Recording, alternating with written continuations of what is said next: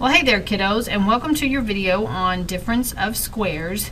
Difference of squares is just a special type of product that we see when we factor, and if you can learn to recognize what a difference of squares looks like, then factoring it is really fast and really easy. It's just learning to recognize it. So we're going to start on the first page of your notes down in the middle where it says create your own rule. And so it's going to start like this: a plus b times a minus b. Whenever I multiply a plus b times a minus b, no matter what the numbers are, it always comes out to be a squared minus b squared, because the middle term will always cancel because of this plus and this minus. So this is what a difference of squares looks like. That's why it's called a difference of squares, because it is a subtraction problem with two perfect squares. Hence the name, difference of squares. So we're going to multiply a couple using this formula. So I have x plus 9 times x minus 9. It definitely matches this rule. So I'm just going to do a squared minus b squared. So x times x is x squared, 9 times 9 is 81, and it's minus. And so we'll try number 2, do the same thing. It's definitely that kind of a problem because I have 1 plus, 1 minus, but they're identical otherwise. So 2x times 2x makes 4x squared. And 7y times 7y makes 49y squared. And so now we're going to skip down here to 4, 5, and 6, where we're going to determine whether or not some things are perfect squares. And so hopefully you know your first, 10 perfect squares, like 2 squared is 4, 3 squared is 9, 4 squared is 16, and so you can go back and forth, find the square root of some numbers. That's going to be the big thing. So we're going to look at the number, decide if it's a square root, a perfect square, and if it is, we'll take the square root. And then the variables, first of all, the variables have to have an even exponent to be considered a perfect square. If it has an odd exponent, it can't be. It has to be an even exponent, and it works differently than with a number. To get a number like 16, I have to do 4 times 4 to make it. But to get the exponent, I have to add the same number, because remember, when we multiply things with exponents, we're really adding. So this is the same thing as x to the first times x to the first. And so that 1 plus 1 is what makes the 2. But so this is definitely a perfect square because that all works out. So yes, this is a perfect square, and its square root happens to be 4x.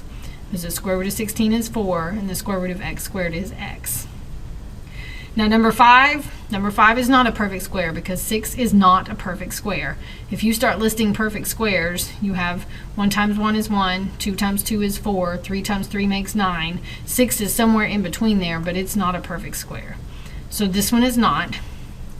Number 6 though, 25 and x to the 4th. Well, 25 is a perfect square because that's the same thing as 5 times 5. X to the 4th is also a perfect square because that's x squared and x squared, and when I add that 2 plus 2 I get 4, so the square root of that becomes 5x squared. Being able to find the square root of these is going to be the key to factoring. So if you can recognize the difference of two squares and you can take the square root of each term, factoring it's very simple. So if you flip to the back, it asks us to factor using the properties of difference of squares. Remember to find it for difference of squares. If I have a squared minus b squared, so I have two perfect squares subtracted, then my factors are going to be a plus b and a minus b. So it's just the square root of the first term and the square root of the second term. So first I got to look and decide if these are perfect squares. 4x squared is definitely a perfect square. So the square root of 4 is 2, and the square root of x squared is x. X times x makes that. So I'm going to say that my a for this problem is 2x. I just took the square root of 4x squared. B is going to be the square root of 81. Well, the square root of 81 is 9 because 9 times 9 makes 81. So I'm going to use this little formula up here, and I'm going to have to do a plus b times a minus b. So it becomes 2x plus 9, and 2x minus 9 is what makes that. So number 8, also a difference of squares. 9 is a perfect square, so 3 times 3.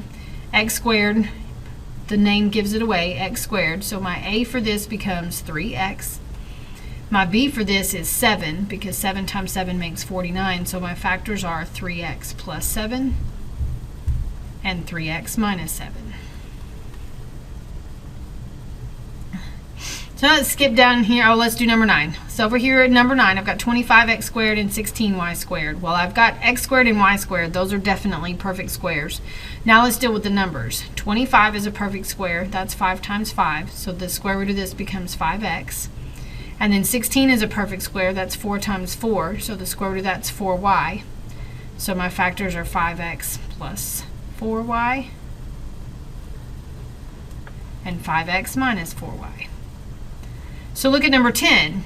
Well, number 10 is not a perfect square. It's not a difference of squares because 18 is not a perfect square and neither is 8. So I cannot factor this one. So I'll leave it as is and I stop, and I guess we can just say it's prime because I can't do anything with it. It doesn't factor.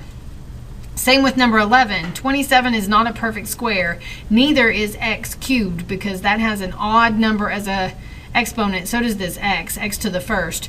That's all wrong. Nothing there works. So we're going to call that one prime as well. So now look at number 12. 4x squared and then 64. Well, the square root of 4x squared is 2x. And the square root of 64 is 8. So your factors are 2x plus 8 and 2x minus 8.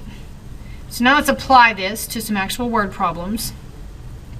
So number 13, a designer is going to change the dimensions of a square plate to create a new rectangular plate. He will increase the length by 4 inches and decrease the width by 4 inches. Write the area of the new plate in terms of the original side length of the square plate. Well, so you had an original square that was x by x. But what he did is he turned it into a rectangle. And so to make the width, he subtracted 4.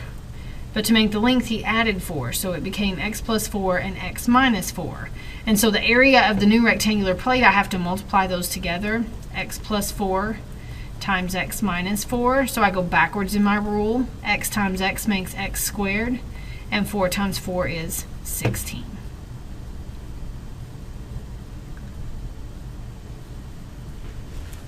Alright, so number 14 here tells you that a rectangular sheet of plywood whose area is represented by 27a squared is cut so that its area is reduced by 147 square inches.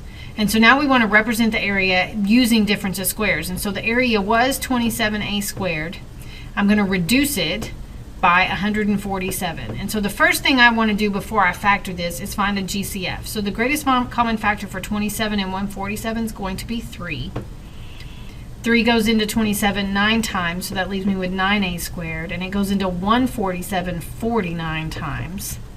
And so now what I have in this parentheses is a difference of squares, because 9 is a perfect square, 49 is a perfect square, I have an even exponent. So I keep the 3. Square root of 9a squared is 3a. The square root of 49 is 7, so my factors become 3a plus 7 and 3a minus 7.